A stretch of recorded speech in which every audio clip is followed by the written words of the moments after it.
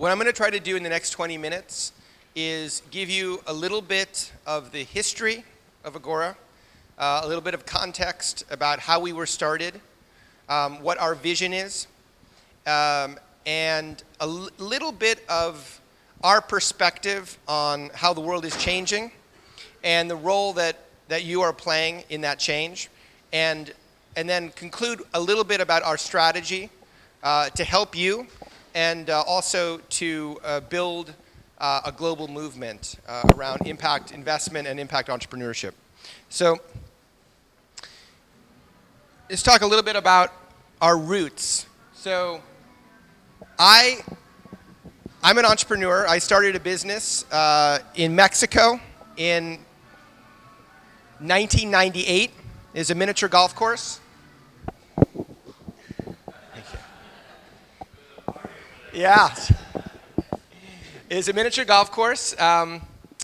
This is actually a photo of our opening day.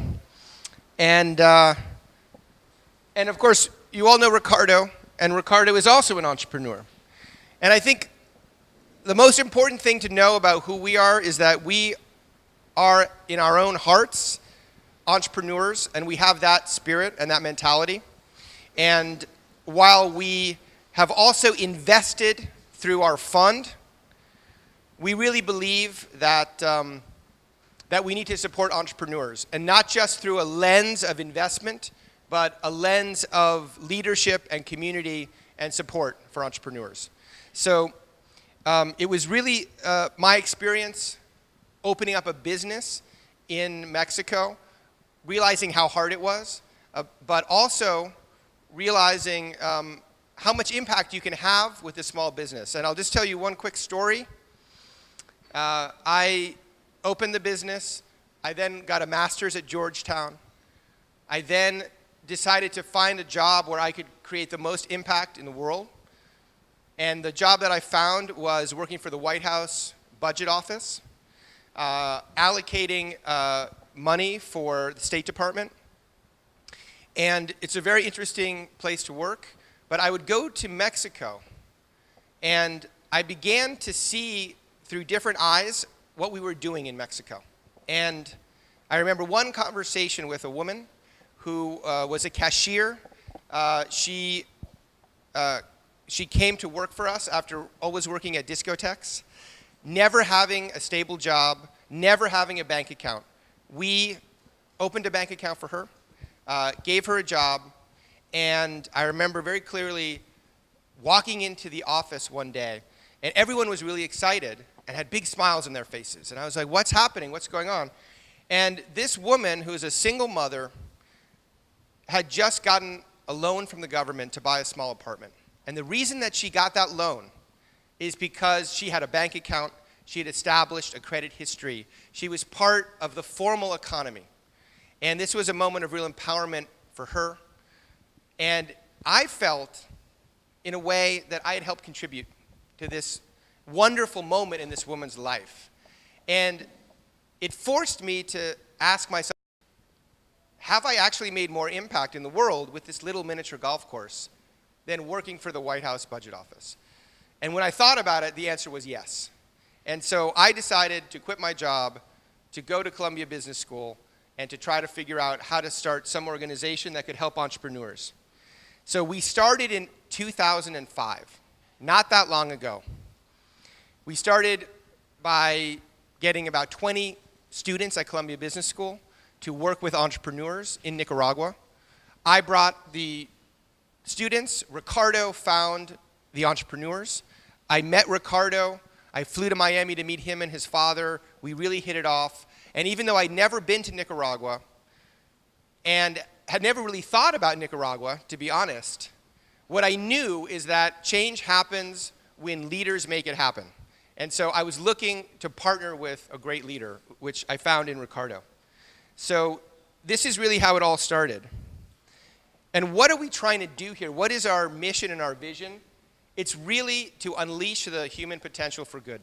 We really believe in the power of the individual to create something new and better. And we want to find those people out there that are doing it in the most efficient way possible. And for us, that means business. Because business can put capital to use in the most efficient way possible. And if those businesses are also trying to create positive change, then that is, for us, kind of the holy grail. That's how development happens. So let me just read to you kind of our evolving mission statement. We want to build a future in which the highest potential impact entrepreneurs in Central America have the opportunity. That means the access to human, social, and financial capital to realize their dreams to create a better world. So I don't think I need to tell you all that Central America right now is hurting. This region has a lot of challenges, and I'll just tell you three very quickly. Clearly, poverty. Half of the people in Central America are making less than $1 a day. Inequality. Latin America is the most unequal region in the world in terms of access to opportunity and access to resources. And finally, environmental degradation. Central America has the highest forest deforestation rate in the world. And so any solution has to address these issues. Now, what are we doing to fix these issues? We have these problems. What are we doing? Well, we've got government. And government can't do that much anymore because government is broke. And even when it's not broke, it doesn't necessarily know how to allocate investment in the most efficient way. We have nonprofits, and there's some, like us, like Agora, that we think are great, but nonprofits don't have enough resources to really move the needle on any of these issues. And then you have business. But business as usual, the fat cats smoking their cigars, they're not going to move the needle on these issues. So while we believe that business is key, we don't believe that any business is key. It's a specific kind of business that is run by a specific kind of entrepreneur. I love this graph because it really shows the bigger picture. And that is that business is evolving and has been evolving for the last 500 years. So here you have colonial capitalism. We come in, we tell you what to do, and we make money because we've basically enslaved you. Then we get to the 19th century where we have industrial capitalism, where we basically pay you nothing, and slowly we're now emerging to the 20th century where you have shareholder capitalism, where the purpose of the company is to maximize profits for shareholders. Okay? Shareholder primacy. It's all about the shareholder. We are now evolving. And in the 21st century, we're moving to stakeholder capitalism. It's a different concept of the role of business in society. Completely different. And what these stakeholder capitalists do, what all of you are doing, is you're creating shared value. So the value creation of your business does not all go in one direction. It is shared among the key actors, the key stakeholders in your business. And that makes your business stronger. And that will make you more successful. Now, it's not just us talking about this. This is a global movement. And there are a couple of really interesting developments in the last couple of years. And I'll give you an example. Just last month, Harvard Business Review published an article by Michael Porter, who's probably the most famous strategy consultant in the world, about this very idea. And the name of the article was How to Fix Capitalism. So basically, his idea, our idea, is that not all profit is equal. And you can just read the quote right there. There's certain kinds of profit, there's certain kinds of value creation that are better and create more prosperity and more long-term value for the company. So we are moving into a world where people are now talking about this stuff. And it's really, really interesting.